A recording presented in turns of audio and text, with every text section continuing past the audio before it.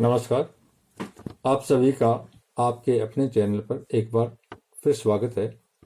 आज मैं आप लोगों को पुराणों में दी गई अर्थात अग्नि पुराण में दी गई समुद्र मंथन के बारे में बताऊंगा। 18 पुराण है। पुराणों का मतलब है वो पौराणिक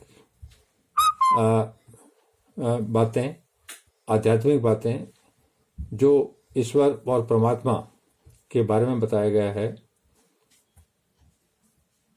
पुराणों का कोई एक लेखक नहीं था, बल्कि प्राचीन से प्राचीन ऋषि मुनियों ने जो ज्ञान अर्जित किया, आध्यात्मिक ज्ञान अर्जित किया, वो पुराणों में आया है। और पुराण बहुत प्राचीन है। इनकी कोई लिखने की निर्धारित तिथि या एक लेखक नहीं है, बल्कि अलग अलग ऋषियों ने अलग अलग समय के अंदर जो ज्ञान अर्जित किया वह ही संग्रह इनमें है। तो आज मैं आपको अग्नि पुराण, एक महत्वपूर्ण पुराण है अग्नि पुराण। इसमें देवताओं और असुरों द्वारा जो समुद्र मंथन किया गया था, समुद्र मंथन से जो चीजें प्राप्त हुई थी, जिनका प्रभाव से देवताओं ने राक्षसों असुरों को हरा के अपना राज्य वापस से प्राप्त कर लिया था। और आज के समय भी, इस युग के अंदर भी समुद्र मंथन ही चल रहा है। और इस मंथन में अमृत की प्राप्ति होती है। वो उसका सारा मैं विस्तार से बताऊंगा। अब मैं कूर्म अवतार का, कूर्म का मतलब है कछुआ। भगवान विष्णु ने कई अवतार लिए, जिनमें से एक कूर्म अवतार है, अर्थात कछुए के रूप में उनका अवतार हुआ था। पूर्व काल की बात है कि देवासुर, देव और असुरों का संग्राम हुआ था। देवता और राक्षसों का संग्राम हुआ था। दैत्यों ने अर्थात राक्षसों ने देवताओं को परास्त कर दिया था, हरा दिया था। वे दुर्वासा मुनि के श्राप से लक्ष्मी से वंचित हो गए थे, क्योंकि दुर्वासा मुनि बहुत तपी थे। उन्होंने जो उनको कोई श्राप दिया, श्राप के कारण उनके पास से लक्ष्मी चली गई और सत्ता चली गई। तब संपूर्ण देवता इकट्ठा होकर क्षीर सागर में शयन करने वाले भगवान विष्णु के पास गए, ताकि उनको वापस से अपना राज्य प्राप्त हो जाए और लक्ष्मी की प्राप्ति हो जाए। तब वे भगवान क्षीर सागर विष्णु के पास जाके बोले कि आप हमारी देवताओं की रक्षा कीजिए। यह सुनकर श्री हरि ने अर्थात भगवान विष्णु ने ब्रह्मा आदि देवताओं से कहा, देवगण, तुम लोग क्षीर सागर को मंथने, अमृत प्राप्त करने और लक्ष्मी को पाने के लिए असुरों से संधि कर लो, अर्थात राक्षसों से संधि कर लो। क्योंकि कोई बड़ा काम या भारी प्रयोजन, कोई बहुत बड़ा स्वार्थ सिद्ध होना है, आप पढ़ने पर शत्रुओं से भी संधि कर लेनी चाहिए।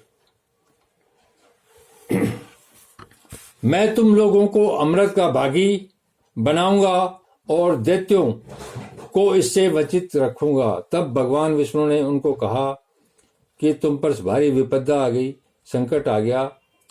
ऐसे घोर विपत्ति के समय के अंदर किसी से संधि कर लेनी चाहिए। आज के युग में भी यह बात 100% लागू होती है कि जब किसी मानव या मानव समाज पर भारी विपत्ति आ जाए तो वो अपने दुश्मनों से भी संधि कर लेता है, ताकि वो उस विपरीत परिस्थिति से एक बार निकल जाए और अपनी ताकत अर्जित कर ले।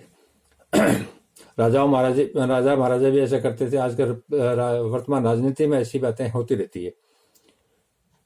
मैं तुम लोगों को अमृत का भागी, अमृत का भागी, अमृत वो चीज है जिससे आदमी अमर हो सकता है और उसके पास शक्तियां और लक्ष्मी सारी कुछ आ सकती है। ठीक है। मंदराचल पर्वत को मंथानी मतलब जो जिससे बिलोते हैं, और वासुकी नाग था एक, वासुकी नाग को नेति बनाकर आलस्य रहित होकर मेरी सहायता से तुम क्षीर सागर का मंथन करो। तब देवताओं को निर्देश दिया कि मंदराचल पर्वत को मंथानी और वासुकी नाग को नेति बनाकर तुम मेरी सहायता से समुद्र मंथन करो। भगवान विष्णु के ऐसा कहने पर देवता दैत्यों के साथ संधि करके अर्थात समझौता करके क्षीर सागर में आए। फिर उन्होंने एक साथ समुद्र मंथन किया।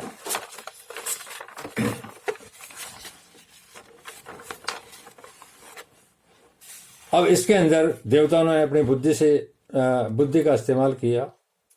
जिस ओर वासुकी नाग की पूंछ थी, पूंछ को तो देवताओं ने पकड़ लिया ताकि उस विषैले नाग की जो जहरीली गैसें वगैरह मुंह से जो निकल रही थी वो राक्षसों में मिलती रहे, और पूंछ की तरफ देवता खड़े हो गए। दानव वासुकी नाग के निश्वास से क्षीण हो रहे थे, उसके जो सांस निकल रही थी उससे दानव वैसे भी मूर्छित होने को तैयार हो गए थे।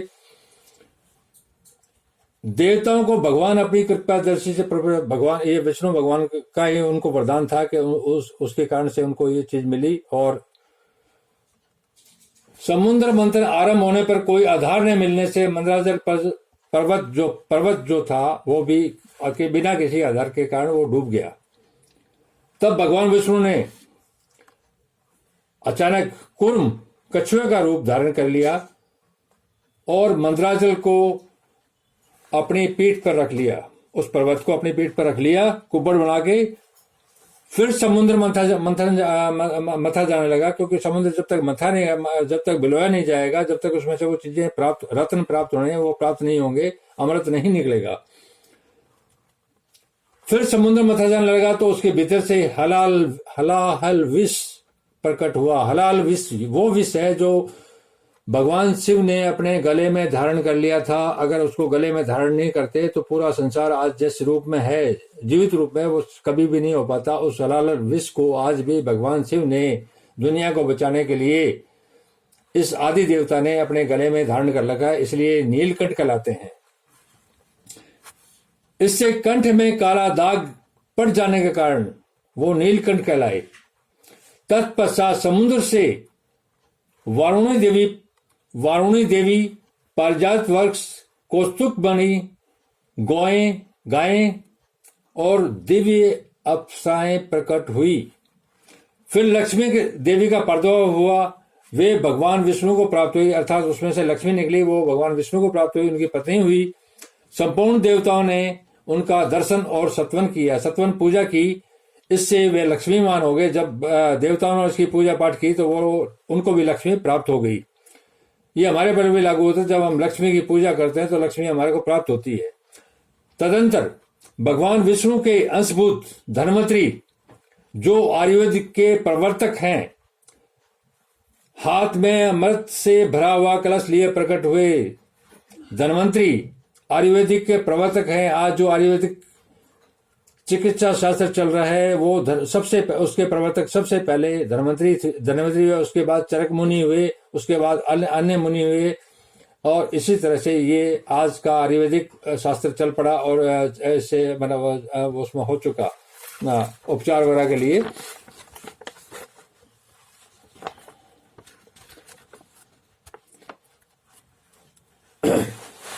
जब क्षीर सागर से अमृत लेके भगवान धन्वंतरी बाहर निकले तो उनके हाथ से अमृत का जो कलश था जिससे उनको अमरता प्राप्त होनी थी देवताओं को, वो धन्वंतरी भगवान से दैत्यों अर्थात राक्षसों ने छीन लिया। उनमें जम आदि दैत्य प्रधान थे। जम जो उनका दैत्य था, राक्षस था, वो प्रधान था। उन्हें जाता और भागने लगे। उन्हें जाते देखकर भगवान विष्णु ने स्त्री का रूप धारण कर लिया। उस रूपवती स्त्री को देखकर दैत्य जो थे वो मोहित हो गए और बोले, सुमुखी, तुम हमारी भार्या अर्थात हमारी पत्नी बन जाओ और ये अमृत हमें पिलाओ। बहुत अच्छा कहकर भगवान ने उनके हाथ से अमृत तो ले लिया और उसे देवताओं को पिला दिया। उनको धोखा देके भगवान विष्णु ने वो अमृत तो ले लिया और लेकिन उन राक्षसों को न पिलाकर देवताओं को पिला दिया ताकि वो अमर हो जाएं और राक्षसों को वहां से भगा दे। उस समय राहु जो आजकल वो ग्रह है, राहु एक ग्रह है, और ज्योतिष शास्त्र में राहु और केतु का बड़ा महत्व है, और इनकी जो ग्रह दशा है वो उसका भी वर्णन उसमें आगे ज्योतिष शास्त्र वगैरह में किया गया है। और उस समय राहु चंद्रमा का रूप धारण करके अमृत पीने लगा। जब राहु ने ग्रह है, उसने चंद्रमा ग्रह का रूप धारण करके अमृत पीने लग गया, तब सूर्य और चंद्रमा ने उसके कपट वेश को प्रकट कर दिया। यह देख भगवान विष्णु ने चक्र से उसका मस्तक काट डाला। अर्थात यह देखकर कि राहु जो है धोखा देके चंद्रमा का रूप धारण करके आया, तो उसने अपने चक्र से उसका मस्तक काट दिया। उसका सिर अलग हो गया और भुजाओं सहित धड़ रह गया। फिर भगवान को दया आई और उन्होंने राहु को अमर भी बना दिया। राहु केतु का नाम सुना है आप लोगों ने। तब ग्रह स्वरूप राहु ने भगवान श्री हरि से कहा, इन सूर्य और चंद्रमा को मेरे द्वारा अनेक बार ग्रहण लगेगा। ये ग्रहण क्यों लगता है? राहु के कारण क्यों लगता है? इसने ही ये बोला कि मैं इनके कारण मेरे गर्दन कटी।